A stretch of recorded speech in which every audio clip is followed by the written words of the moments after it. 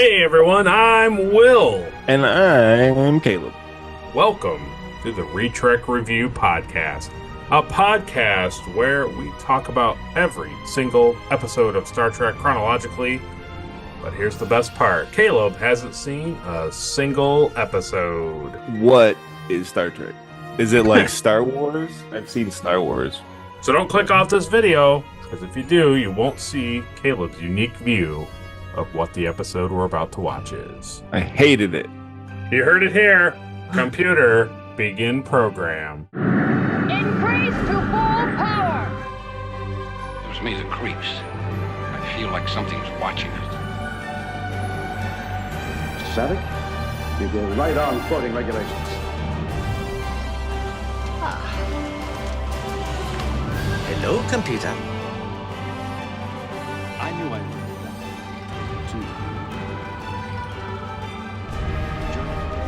You betrayed your uniform! Target their cargo hold. Time to take out the garbage. Smooth as an android's bottom, eh, Data? I beg your pardon, sir. Aspires to be better than I Come on. It's gonna be fun. 5 years in space. God help me. This is the best day of my life! A phaser? You didn't use it? Swords are fun. Program complete. Enter when ready. Welcome back to another Retrek Review, where each week we talk about Star Trek.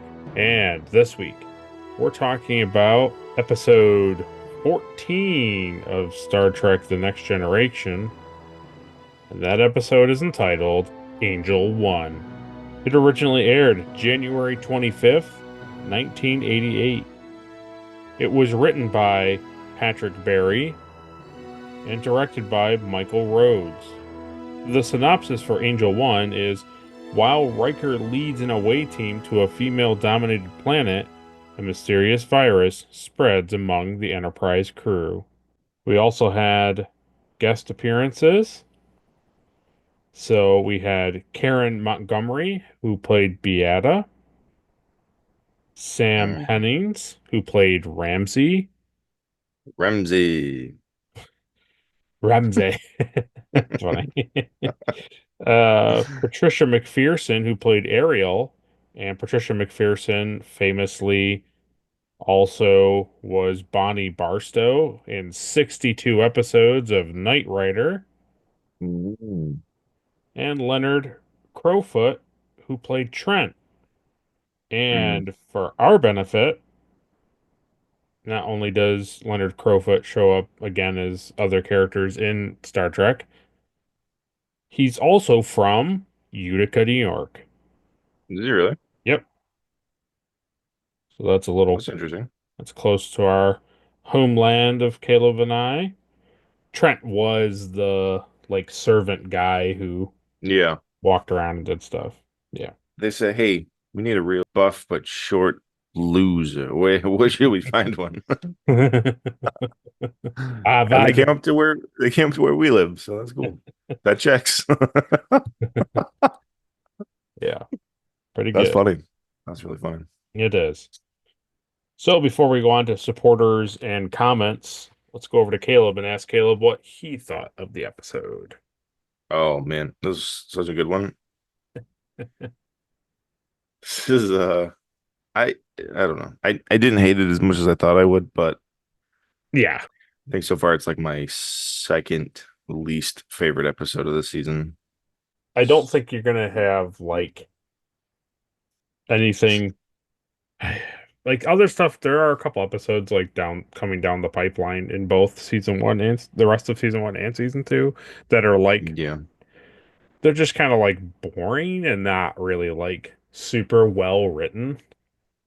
But unless my memory is failing me, I think that Code of Honor and here Angel One are like the roughest episodes to get through in terms of like content and acting and story development. These, I think, are the absolute worst ones of season one. I would agree with that. Yeah. So there's at least that looking up. Like we shouldn't, in theory, hit this low going forward again. Technically, I don't think so.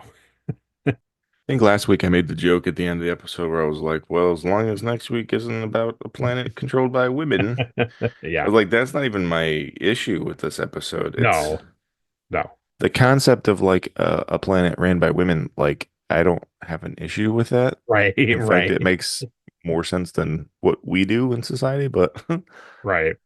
there's a lot of other stuff in this episode that's just kind of it's Hmm. kind of stupid. It's just kind of lame. And Yeah. like I always say, if you write an episode of Star Trek and you have to have this other horrible thing happen, then it's not a good episode. No. It's like if you can't just tell a good story of like, here's what happened on this planet, you also have to bring in this like, oh, this is a crazy virus on the Enterprise.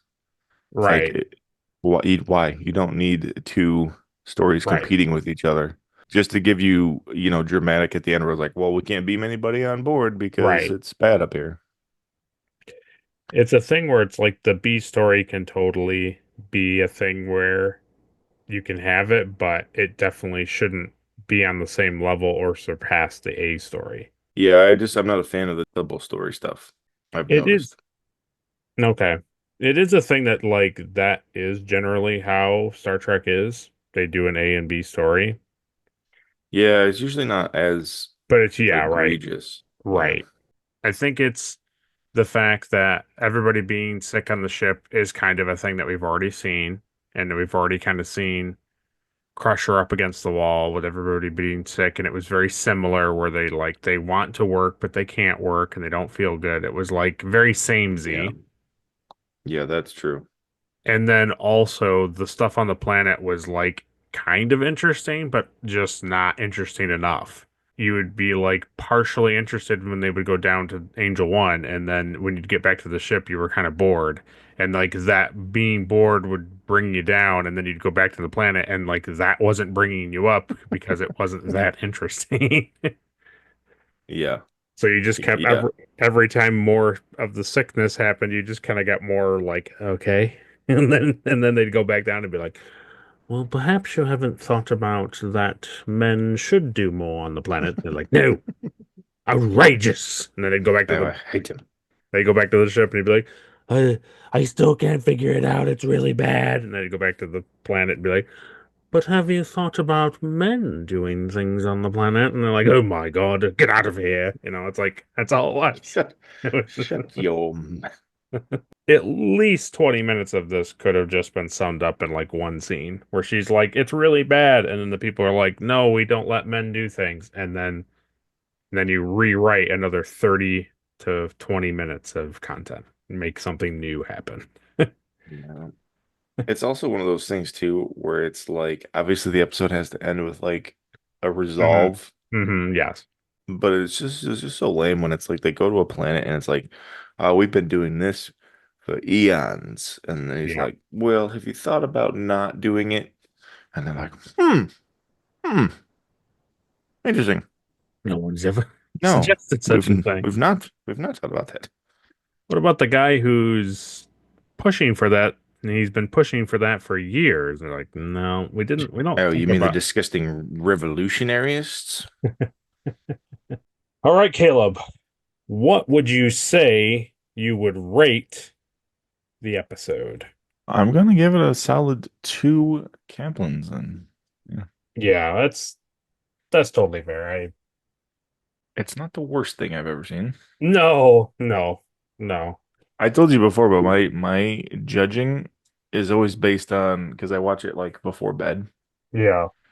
So I kind of base the episode based on if I have to watch the last like 20, 30 minutes of it in the morning when I wake up.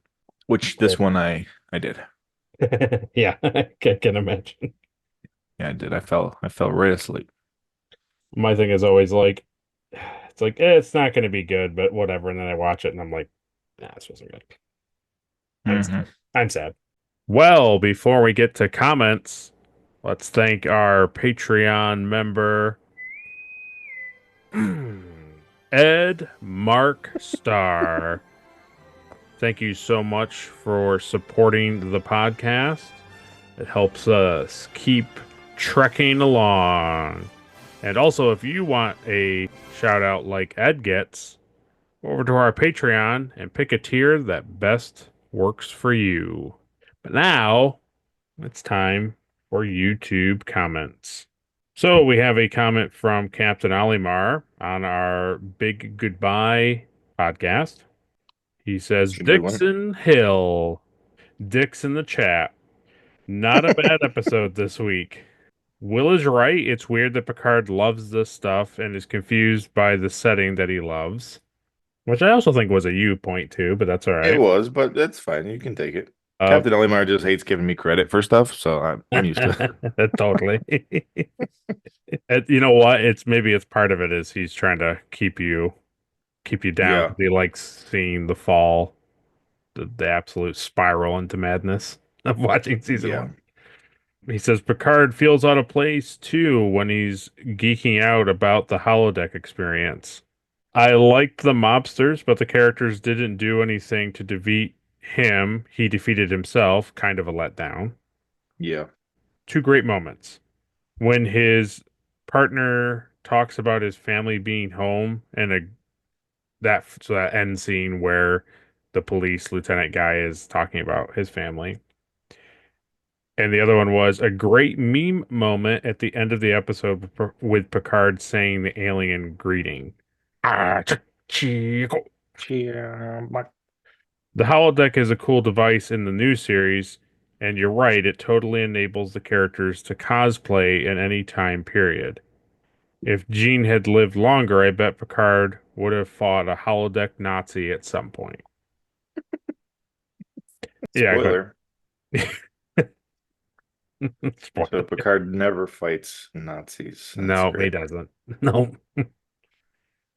Honestly, I think the episode was just to show off the new tech for the audience, but pretty forgettable. Thanks for the review as always. Yeah. We also had 2 other comments from our friend who has a YouTube channel called From My Office. It's from his office. But he's in my office now. But he's not in my office. He says, cool intro to the holodeck. They definitely had some things to figure out regarding the tech, which will be addressed in future episodes. Ooh. Spoiler. Apologies if you mentioned this at the beginning and I forgot, but William Ware Thies won an Emmy in Outstanding Costume Design for this episode of TNG back in 1988. And this is the big goodbye he's talking about. So pretty cool. Keep up the good work and greetings from my Federation Cube to yours. From cubicle. He should have said cubicle is what he should have said. Yeah. I think he's referencing the Borg. How dare he? Spoilers. You don't have any idea what the Borg are. I don't know what those are. What are those? Next, he commented on our Data Lore podcast. From my office said, the Star Trek tradition of sending down the majority of the senior staff on an away mission always makes me laugh. How would Starfleet judge me, Riker says, about the captain going down? So he figures, I'll just take all the senior staff instead. That is true. He says, I understand the need to do so from the standpoint of the show, but it's always been a funny thing to me. Regarding how the episode started and calling back to it, I think it was done out of respect for Data. Having to thwart your evil twin is nothing to sneeze at. Oh, God. Yeah, the senior staff thing is funny. It's just like a TV, like, hey, we need all the main cast to do stuff this week. It's like, as far as like a military thing, yeah, you don't. That's what ensigns are for. You send all the ensigns to the planet. Well, thanks everyone for your comments. Thanks, Captain Alimar, and From My Office for your comments on our episodes. It helps us chat a little bit more about things that we've already discussed, which we appreciate hearing from you all. But now it's time to get into the review.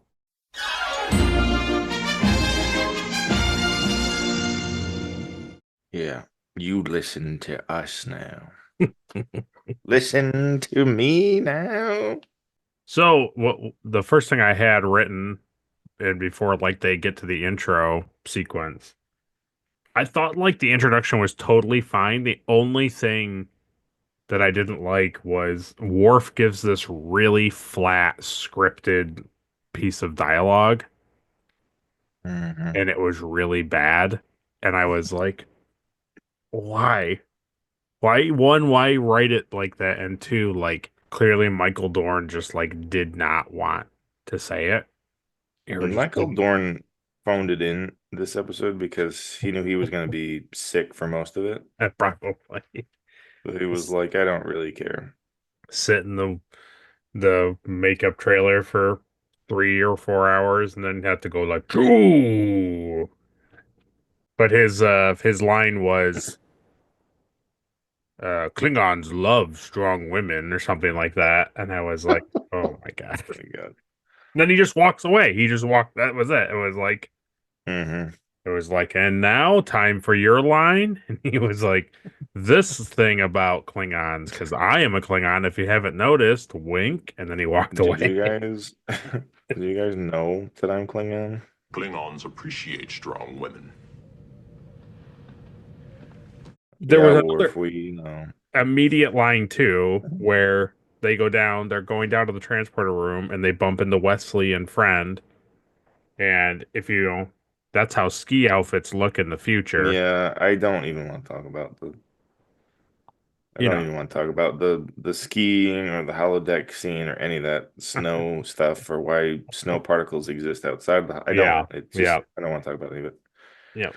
Well, it just kind of happened to say we threw a snowball outside of the door, and of course it hit the captain. And why would it not hit the captain? Yeah. Things don't just happen weirdly. I hit you. I fucking hit you. But the thing that made me laugh was they're talking to Wesley and Friend, and they're like, they don't name him. He just stands there. Nah. But they're talking to him, and Riker's like, oh, well, save me some deep powder or whatever. Oh, God, yeah. And you're like, okay, whatever. It's not a great line, but it's passable. But the one that was worse was Wesley's like, you got it, Commander. That's what the holodeck is for. It's like, he says something like, yeah, and you can get all that you can get that you ever want on the holodeck where we're going right now. It was like way too much information and it was not natural like these people deal with this thing. It was really funny to me. Like you had to explain to the commander and the audience at the same time what the holodeck is. Like we haven't just seen 3 episodes that took place on the holodeck. Right, exactly. Where are you fellas off to? Our ski instructor has us scheduled for the Danubian Alps, sir. Well, save us some deep powder. No problem, sir. The holodecks have all you'd ever need. It's pretty good. Yeah, that whole sequence was really lame. The headbands are really lame. Yeah, it's real bad. Wonder if William Ware Theus got an Emmy for this. I don't think so. No, okay. I felt like the description that Picard gives of Angel One is a tad heavy-handed. I think the whole name of it in general is heavy-handed. Because it's full and ran by angels. Beautiful angel. A beautiful girl angels. Yeah, it just was funny. He was like, here we are going to a planet where women run the planet. And because women are running the planet is run by women. And women can run planets because women are able to be planet runners. And you're just like, okay, like, I get it. We get it. Yeah, we got it. Captain's log supplemental. Our away team has beamed down to an unusual matriarchal society where the female is as aggressively dominant as the male gender was on Earth hundreds of years ago. Here, the female is the hunter, the soldier, larger and stronger than the male. An arrangement considered most sensible and natural. Yeah, I was thinking, I know what you're trying to do, but you're making it seem like Picard is surprised that women are running the planet instead of him just being like, we're going to a planet that's dominated by women. He gives us like really over like just too much of a thing, and it's like you're talking to the 80s audience and you're making the 80s audience sound like absolute sexist pigs. Like they can't even, how could they even handle the idea that they're about to go to a planet that women govern? Like what? Well, yeah, I mean that was true. I would like to think that 30 plus years ago it wasn't that egregious, but I think it was. Yeah, I think it was. God. What do you think the 80s had more of an issue with? This planet ran by women or the other planet that was like Africa? Definitely the Code of Honor episode was much more harder for 80s people to get through, I think. That's kind of like what we've been seeing though, is that like that's what Star Trek does is they're like, hey, look at this crazy concept. Yeah. Can you believe this? Look at how cool the future. And it's not sometimes it's not even like, oh, look how cool it is in the future. It's like, look at these crazy alien people. Look at what they're doing. It also was really funny that yet again the episode was just women in like fun uniforms. They weren't aliens at all. Like they were just No. normal looking women. No. And of course, like they have to be just as, like how we always see like women in this show where they're like, Oh, oh, yes, we're in power and we're crazy, so we enjoy sex unlike human women. It's like, oh. Yes. okay. That's what I had in my notes was like I have to admit, while I don't enjoy it, it is refreshing to have had the men objectified as well. To have like the men just stand in these like tight, revealing, like unnecessary outfits that in so many things you watch, like, oh, there's a half naked lady standing over here, and it's like, why? It's like because we can. It doesn't serve any purpose. Just to do Yeah. it. So it was the same. It felt gratuitous, but it felt gratuitous in the right way because that's just what media does with women. So Yeah. No, yeah, that I'm fine with. That I enjoyed. The thing that I think is just funny is that like this is clearly like men writing for women. oh yes. And they're like, Yeah. oh yeah, see, look at Yes. they're in power, so they're just as horny as us all the time. All the time. I don't think so. Have you talked to a woman more than 5 minutes? What? No. Wouldn't talk to a disgusting woman.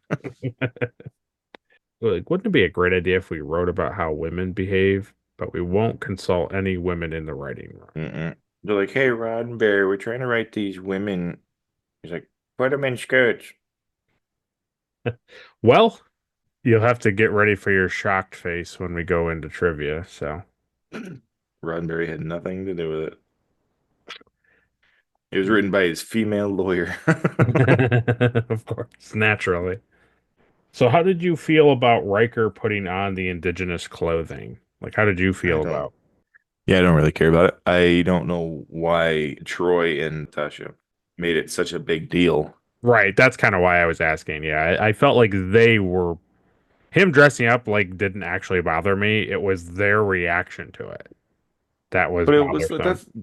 that's one of my major problems with this episode was that like they have this planet ran by women and then yet the women from the Enterprise are like disgusted by it Yeah, or they're like, like mad about it. Like I don't yeah, understand. yes, You would think they would be like, "Oh, this is nice. This is a nice change." Like, well, right, first of all, we're in the future, so it's all equal. We do everything equally, so we don't even see the difference between right, men and women.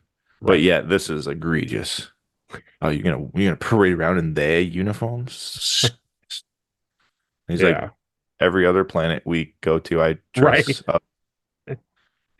Oh, oh yes. But now we're going to giggle about your chest hair, you pig. Oh, okay. The thing that made me laugh and I liked it was when he goes to meet with her, he's so like unenthused about it because like he wasn't wearing it to be sexy and like come on to her. Like his face was No. very much like I'm just wearing this thing to like appeal to you more so that you can help us find the people we're looking for and like we can reach like a middle ground here. Oh, they met it. Well, they sure did. The thing that I think is very funny about Star Trek is that like Kirk always gets like the reputation for being like the one smooching aliens. Oh yeah. But so far, that's all Riker does. Oh, Riker is an absolute He's smoocher of like, all aliens. that's like all he does, like every episode. Riker is way worse, in my opinion, about the girl kissing stuff than Shatner Kirk ever was. Like, it happens. It totally happens in TOS. Like, I'm not Well, taking it yeah, away, but but yeah. these, I think it's the first two seasons, like, they're just, nah, you know what? No. Riker is just like, when they deem it, he just is like, he's the James Bond of the ship. Like, they just send him, they're Well, like, he's gonna go sleep with this lady. You're like, okay. he's a ladies' man. I get it, but it's like, oh my God, like give it a rest, you know? I thought Jordy taking the bridge was kind of cool. That was nice. Yeah, I did like that. And to a point to the episode, 1 point so far, I actually liked the visual and essentially the writing of Riker using his comm badge in his hand. That was cool. That was cool. I like how everybody just barges in to like rooms on this planet. That's my Yeah, favorite thing. that's what servants would do, right? Absolutely. Well, this is the halfway point, so go down to the comment section and write chest hair. Well, he Ooh, ooh. I'm gonna run my hands through your curly chest hair.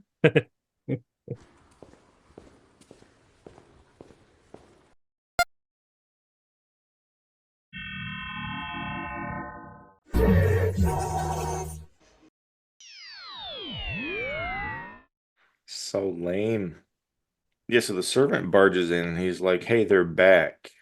She's Yeah, like, "Okay, thank you." And then they all just barge straight into the room and they're like surprised that they're in there. yeah. Like, what were you doing in here? What was happening? Explain it. Explain it. I like the Second. scene too Oh, go ahead. Yep. where the servant guy sprays the perfume on himself. Oh. That was pretty good. Oh. So yeah, all right. I'm glad I brought this up. That was a good point, Caleb. Thanks, Thank you. Caleb. So in the future, they don't use cologne or perfume. Mm-mm. My point in saying that is like Data was like blown away by it. What is this? What is this? And they're like, oh, it's perfume.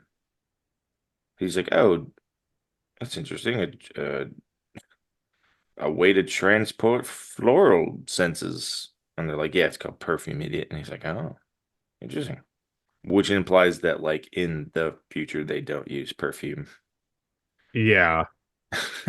I don't know. Okay. They're talking about it like it's an aphrodisiac. Like, oh, we used to use it on Earth as an aphrodisiac.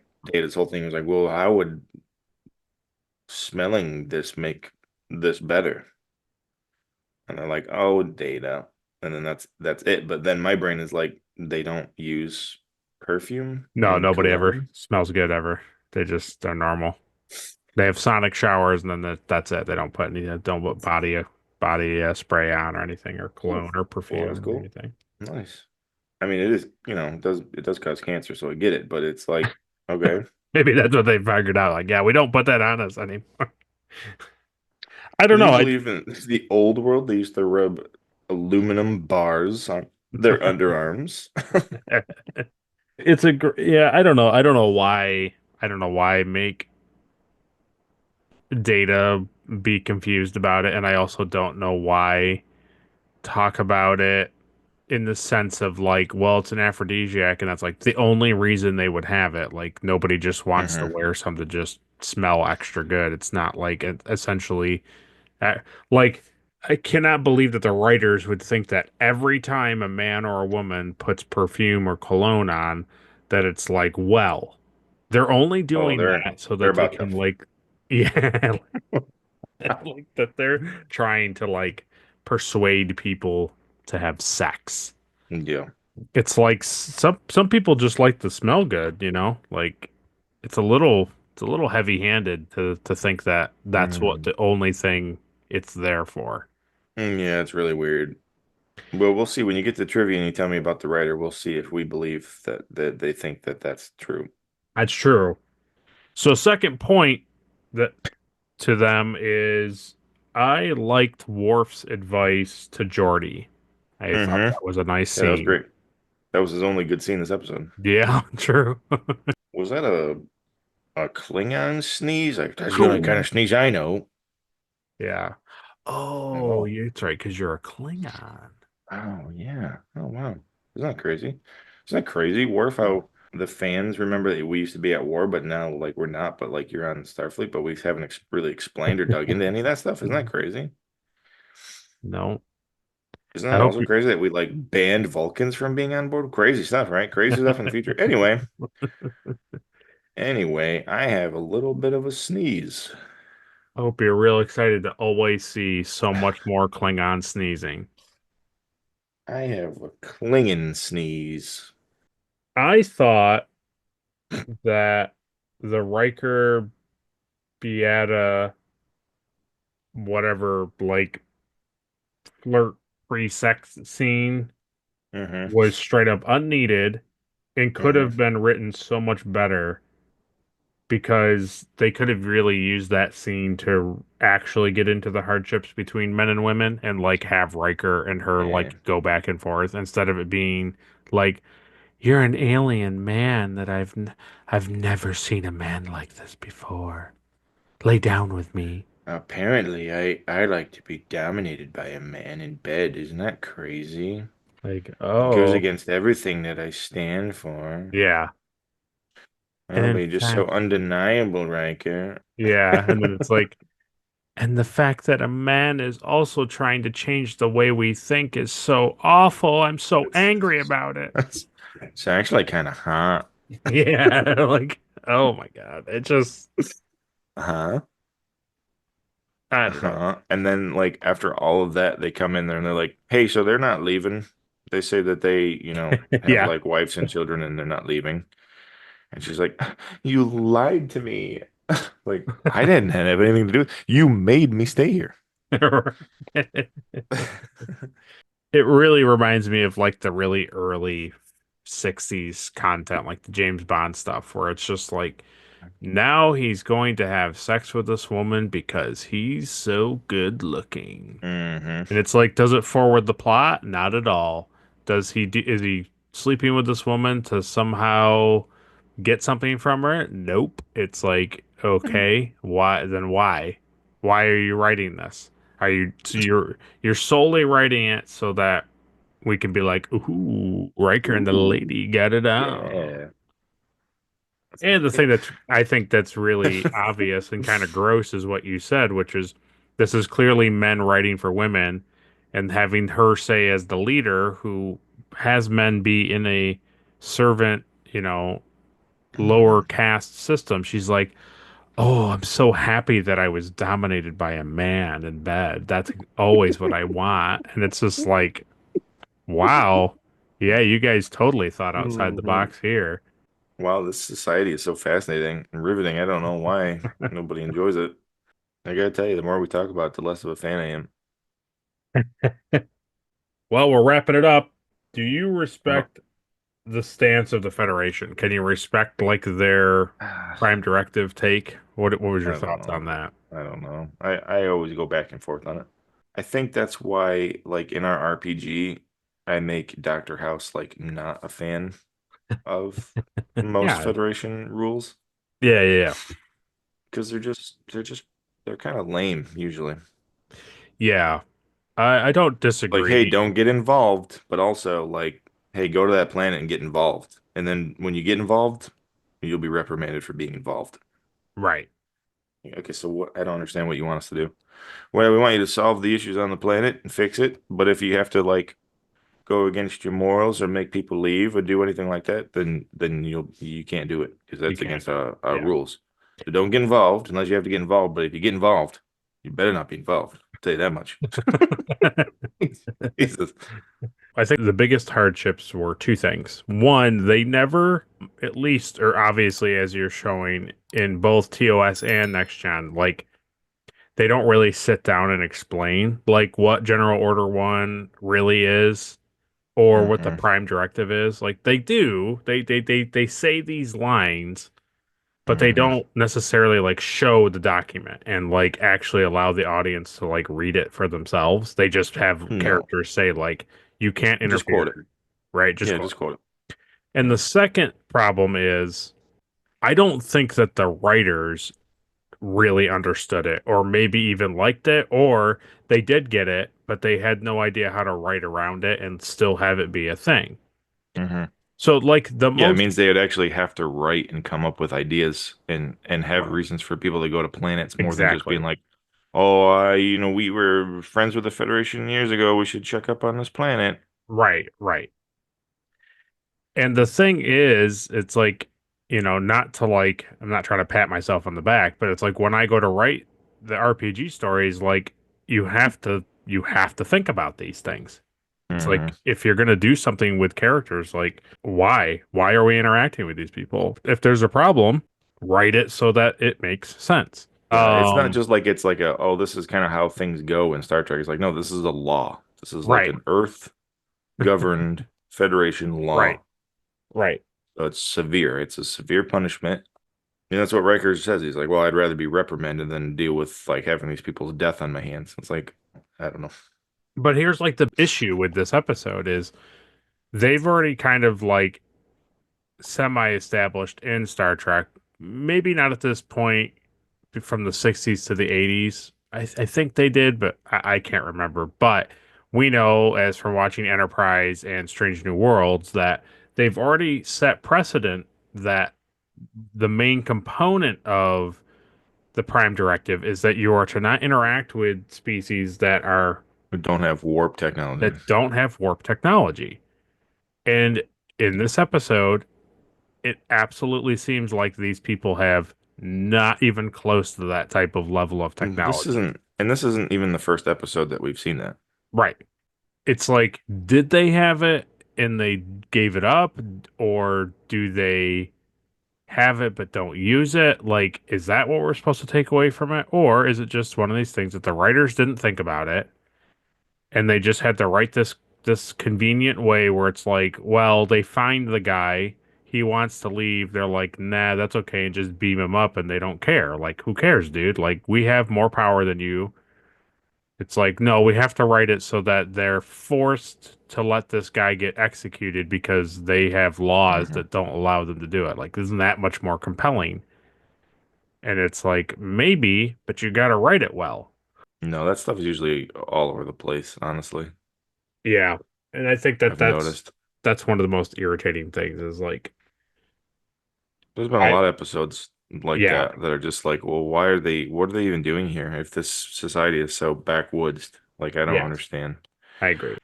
All right, well, it's time for trivia. Oh, not again.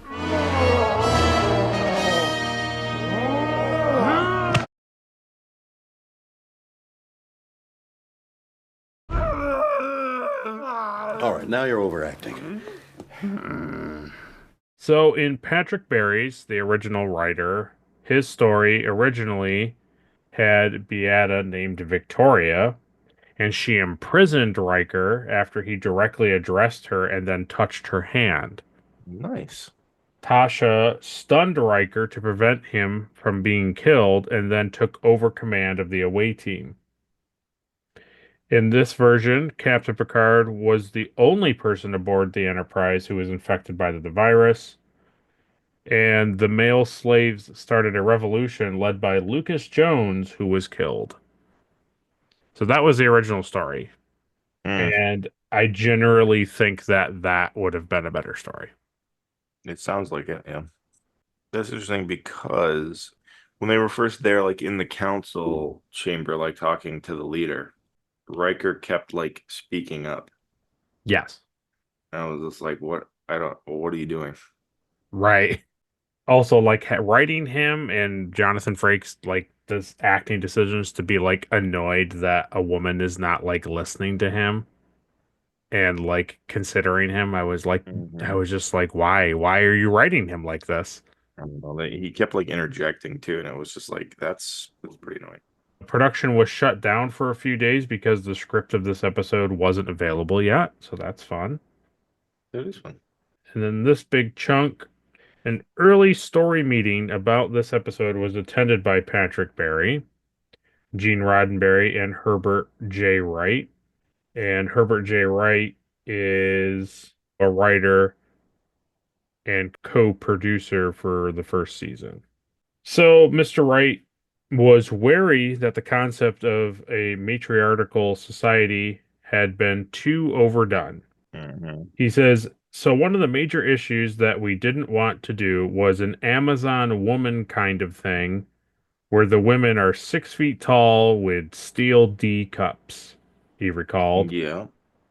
I said, the hit I want to take on this is apartheid so that the men are treated as though they are blacks of South Africa. Make it political. Sexual overtones, yes, but political. Well, that didn't last very long. Everything that Gene got involved with had to have sex in it. Here we go. It's so perverse that it's hard to believe. The places it was dragged into is absurd. We were talking about how women would react, and Gene was voicing all the right words again, saying, oh, yes, we've got to make sure that women are represented fairly, because, after all, women are probably the superior sex anyway. And it's real important we don't get letters from the feminists, because we want to be fair, and we don't want to infer that women have to rule by force if they do rule, because men don't have to rule by force. Very sensible stuff. All of a sudden, something kicks in and he changes. However, we also don't want to infer that it would be a better society if women ruled. His voice becoming increasingly louder, Roddenberry continued that this was because women were untrustworthy, vicious creatures, which he angrily blurted out in a torrent of hateful verbiage. Mr. Wright concludes, then he looks out the window, looks at the outline, and says, okay, on page 8, and continues like that didn't even happen. So there you go. Huh. Never would have guessed. That's crazy. Never would have guessed. Dude had some hardships. I don't know. Did his mom like beat him or something? That's kind of crazy. I have no idea. Vicious creatures. Well, we'll end on a semi-high note. The last bit of trivia is this episode wrapped principal photography, which is just basically like filming, on the same date as Paramount announced that Star Trek Season 2 would be coming out.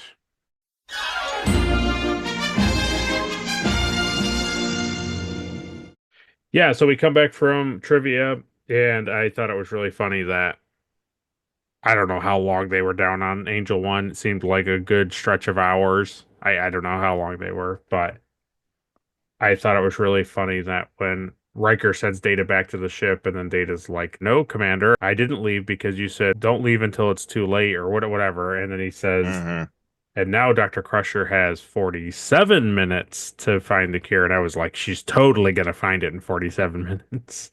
Well, yeah, because the end of the episode is in 10 minutes. So right, exactly. Then point number 3 for the episode. Maybe it's just me. I don't know. Maybe other people don't think so, but I thought the line where he says martyrs can't be silenced was a good line. I enjoyed that. Yeah, his court scene stuff was good. Yeah. I thought, Yeah, like explaining like you can kill these people, but like they're not the ones that are responsible for like causing a revolution. Right. They didn't lead your people away. Your people left. So like what are we doing? Totally. I totally agree. Moron. Idiot. Besides, how am I supposed to come back here and smooch you? Because then, then I gotta break the first command, and I gotta tell my boss about it. And then I'll be reprimanded.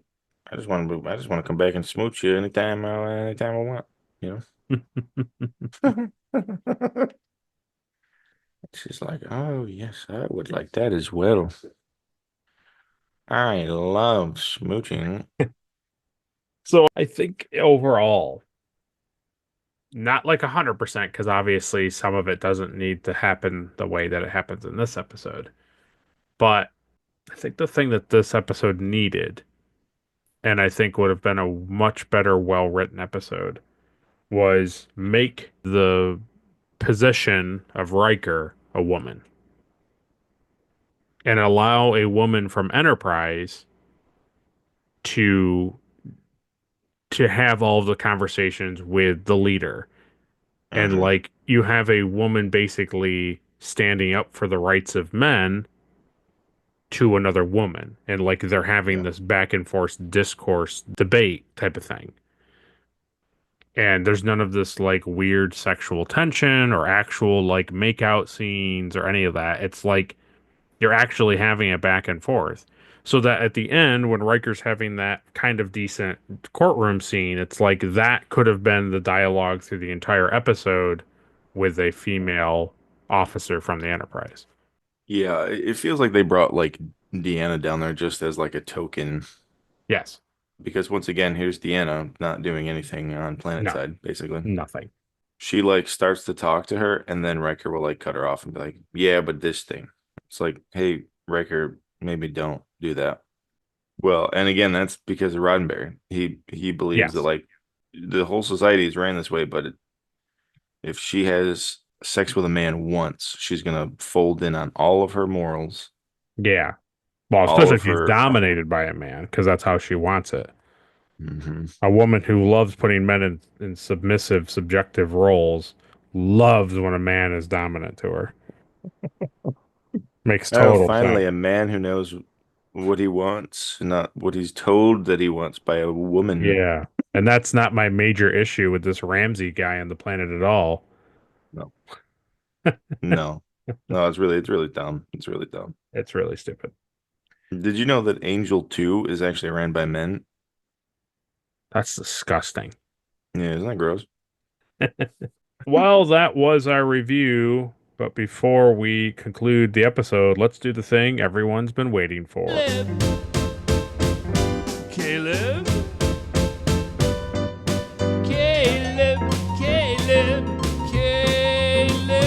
So, Caleb, who gets the Erica Ortegas Award for being the most unlikable? Riker. Wow. Okay. Fair enough. A chauvinistic pig, and he can't keep his mouth shut. Fair enough. Fair enough.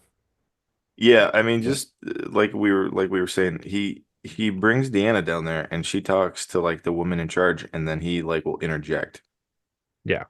Like he doesn't understand like what is going on the planet and what his role should be. Yep. I agree. It's supposed to be a, society where they everybody's equal, but if he feels she's not answering questions properly, he'll speak up. Yeah. So it's gonna blows the whole thing out of the water. Yeah, that's like we're gonna go down there and do some diplomat working, and he's like, "Oh my God, why is this woman talking?" He makes them all look bad, is what he does. Yeah. Yeah. So, and that's the opposite. Especially in that opening scene. Is number one. His performance is real number two. Next is the Elizabeth Cutler Award for being the most forgettable. It's going to be her servant boy. Trent. Yeah. He was just kind of always around. And then at the end, I kind of expected him to like revolt against her. Yeah. But he didn't do anything. Just like Utica, New York. He didn't do anything. I thought something was going to happen. It seemed like this was going somewhere, but at the end, nothing happens. Yeah. In the end, they built a giant $1 billion tower that says Utica on it. You got it. That cost too much to change the bulbs, so they just leave it off. Yep. Yeah, that's accurate. I bet he has not thought about Utica once since he left. I don't know. I looked him up, and he's like in his late 70s. Oh, wow. He's like 78 or something, yeah. Oh, the sad thing is... taste those riggies. Have you ever had greens? I was on Star Trek. All right. All right, Grandpa, we get it.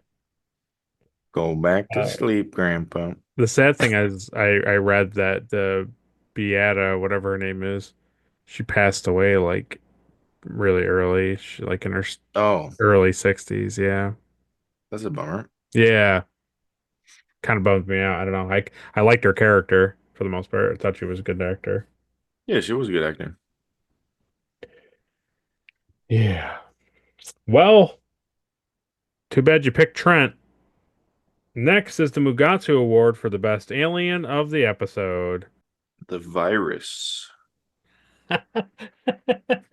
Oh, no. That Oh, that's painful. crazy Oh, that's alien painful. virus was That's very cool. so painful, and you know it's painful. Came out of nowhere, it smelled like That's Klingon hilarious. meat or something. I don't know. And they were like, "What's that smell?" I don't know. That smells like chicken. That smells delicious, doesn't it? I was like, "No, it does not, you disgusting freak." So I had thought at first, right, that they were going to go down this route of like Wesley and Yes. Wesley friend Whitley. and Picard all got sick because of something from the holodeck, Correct. right? Yep. Because they very clearly, like, what is that whole skiing scene for if not to set up like, oh, this Right. virus originated from the snow on the holodeck. Right. Uh, Something. there's some kind of digital illness. Right. Yeah. Or just like you're giving more, because like a couple Yeah. episodes ago we had the holodeck thing, so it's like you're kind of giving more reality to the world that like maybe holodeck stuff like comes off the holodeck, right? Yeah, maybe we shouldn't use this. Like there's some safety things going on. The other thing I forgot too, and I thought that would have made a really good sense, was like when Klingons are scared, they release some sort of like nerve toxin thing, and like everybody in the vicinity, like Picard and the kids, like get infected with this Klingon disease or something. Mm. And that's why it smelt really weird. And then Picard was like, "What is that terrible smell?" Worf is like, it smells like jelly beans on Klingon, whatever he says. And he's like, "Don't you agree, Captain?" And he's like, "No, I don't agree." The whole interaction between those three in that scene is just so weird and out of place. Like they're wanting to set up something else, but then just don't set No. anything up. Yes, I agree. I don't even It's think that very thing odd. has like an official name, so I'm just gonna have to write smelly virus. Yeah, because she puts it together at the end. She's like, "Oh, what's that smell in here?" And he's like, "I don't know. I can't smell anything." And she's like, "Oh, you know what? I smelled something when I was talking to Wesley. Well, That's to your it." point, she says, "Are you wearing cologne?" She That's goes, "Are you?" right. She goes, She "Are you does wearing?" say that. She goes, "Are you wearing cologne?" And he's like, "No." He's like, "I smelt it No, too when." no, Beverly, it doesn't exist in the 14th century. He's We like, don't have cologne. It's it's that I smelt it. It's some sort of thing that Worf talked about."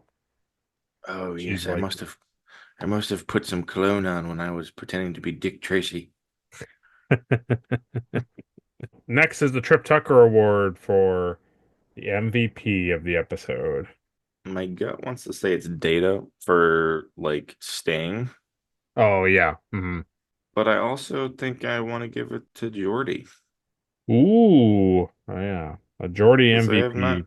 I like it. I have not given a Jordy award. No, I like it. But I like to see him in command. He had control of the ship pretty quick. Yeah, totally. He told engineering to go pound salt. He said, "I'm the captain. You find I'm the somebody captain else." now. Don't we have like 8 chief engineers down there somewhere? Why do I have to go do it? Right? Yes. And they were like, "Oh, Oh. sir, you're so right, sir." Next is the Spock Award for the best line of the episode. I like when Beverly leaves Picard's room, and then like 3 minutes later, Picard's like, "Yeah, you're dismissed." Okay, yeah. But that actually made me chuckle a bit. Klingon chuckle. Cha-choo. Oh no. Next is the Shran Award for the best action sequence. It's when they destroy that vase. Absolutely, when they And destroy they that say, vase. look at this. This is going to be your face. And they're like, no, where did the vase even go? No, and then it's just moved to the other side of the room. It's just a transporter. Next is the NX Award for some sweet ship stuff. I like Picard's blankets. Yes. He's like, I have so much work to do. Yes, I know. His linen, his bed linens. Oh, so chilly. Next is the Porthos Award for the cheesiest thing of the episode. It's definitely Riker and Gloria smooching. Whatever her name is. Beata or whatever. Beatra, yeah. Oh, I'd like to be dominated by a man. It's pretty stupid. Well, and lastly and finally, what gets the Star Trek Enterprise Award for the best scene of the episode? Oh, that's at the end when Picard says, Enterprise! Anna. And then he just looks at number one. Oh, Captain.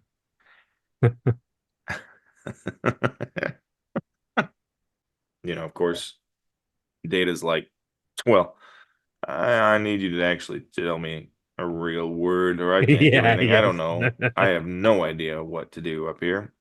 I don't even know what these buttons are. Well, I'm glad number one actually spoke up and gave me commands because I was just going to sit here. I thought you guys wanted to just stay here. I don't know what the frick is going on. I'd like to smell more perfume.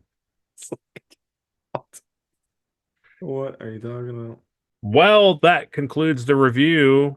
But before you go to the comment section and let us know what you thought of the episode. Did you like it? Did you hate it? Did you want more of it? Or was this one too many angels for you? Let us know down below. Next time on Star Trek: The Next Generation. Next week's episode is entitled 11001001. We look forward to covering that next week. But as always, if you liked the video, like it. If you disliked it, dislike it. Share it with all your friends and family and Trek enthusiasts. Subscribe so you don't miss an episode, and ring that bell so you can catch the episodes as soon as they come out. After this video ends, make sure to go over to Caleb's channel. He has his own YouTube channel, a prop channel, and an extra podcast channel where him and I talk about things that are not Star Trek related. No. Well, sometimes. Sometimes. Yeah, we did all the movies over there. Yeah, that's true. All the movies are over there. But in general, we talk about Star Wars and Indiana Jones and things like that. We're just now getting into the Mission Impossibles. But Caleb, is there anything else that you would like the people to know about? Yeah, recently I put out a video for the 35-year anniversary for Back to the Future 2. I made the hoverboard. It's pretty iconic. Just got to get a pair of Nikes now. That self-lace for $7,000. Yeah, I was going to say they made them. Yep. Well, that's cool. He makes good fun stuff over there. It's really enjoyable. And the best part is he tells you how to make it yourself. Yeah, I tell you how to make it. Shows it to you. Go make it. Well, once again, thanks for doing all the things down below. Thanks for all the support. Thanks, Ed Mark Star, once again for your Patreon support. We appreciate it greatly. We look forward to getting you December's sticker out to you soon. Mm-hmm. It's a good one. And computer end program. See you guys. Yeah. Bye. Bye.